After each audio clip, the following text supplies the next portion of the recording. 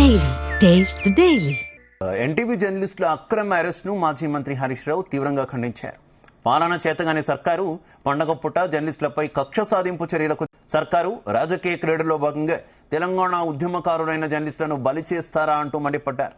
ఇళ్లలో చొరబడి అర్ధరాత్రి వేళ అరెస్టులు చేయడంపై ఆగ్రహం వ్యక్తం చేశారు. జర్నలిస్టుల అరెస్టుల విషయంపై డీజీపీతో మాట్లాడారు మాజీ మంత్రి హరీష్ రావు. దట్స్ ఓకే అన్న, అది ఒక్కటి వరకు ఓకే. మిగతా నన్ను తలుపులు వల్ల కొట్టినారు, ఒకరిద్దరిని తలుపులు వల్ల కొట్టి రాత్రి 12 గంటలకు పట్టుకొచ్చుడు బాగుండదు కదన్న. జర్నలిస్ట్ అని కానీ వాళ్ళు డైరెక్ట్ ప్రొఫెషన్ ఏముంటది. ఈ గతంలో జరగలేదన్న ఒక్క మాట చెప్పండి అన్న. పండుగ మందం విడిచిపెట్టి పండుగ తర్వాత పిలువండి నోటీస్ ఇచ్చి. ఫ్యామిలీస్ అంతా ఫీల్ అవుతారు కదన్న, పండుగ పూట ఇబ్బంది పెట్టకండి. Kindly sorry to disturb you.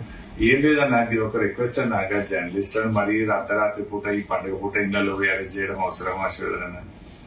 మా రిక్వెస్ట్ ఏంటంటే you follow the due procedure. వాళ్ళేం క్రిమినల్స్ కాదు, టెర్రరిస్టులు కాదు కదని. రేపు అదే పండుగ తెల్లారి అరెస్ట్ చేయండి. అంత దట్స్ ఓకే అన్న, అది ఒక్కటి వరకు ఓకే. మిగతా నన్ను తలుపులు వల్ల కొట్టినారు, ఒకరిద్దరిని తలుపులు వల్ల కొట్టి రాత్రి 12 గంటలకు పట్టుకొచ్చుడు బాగుండదు కదన్న. జర్నలిస్ట్ అని కానీ వాళ్ళు డైరెక్ట్ ప్రొఫెషన్ ఏముంటది.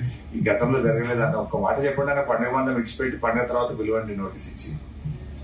ఫ్యామిలీస్ అంతా ఫీల్ అవుతారు కదన్న, పండుగ పూట ఇబ్బంది పెట్టకండి. Kindly sorry to disturb you.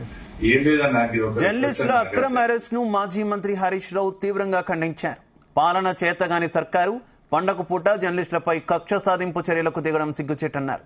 సర్కారు రాజకీయ క్రీడలో భాగంగా తెలంగాణ ఉద్యమకారులైన జర్నలిస్టులను బలి చేస్తారా అంటూ మండిపడ్డారు. ఇళ్లలో చొరబడి అర్ధరాత్రి వేళ అరెస్టులు చేయడంపై ఆగ్రహం వ్యక్తం చేశారు. జర్నలిస్టుల అరెస్టుల విషయంపై డీజీపీతో మాట్లాడారు మాజీ మంత్రి హరీష్ రావు.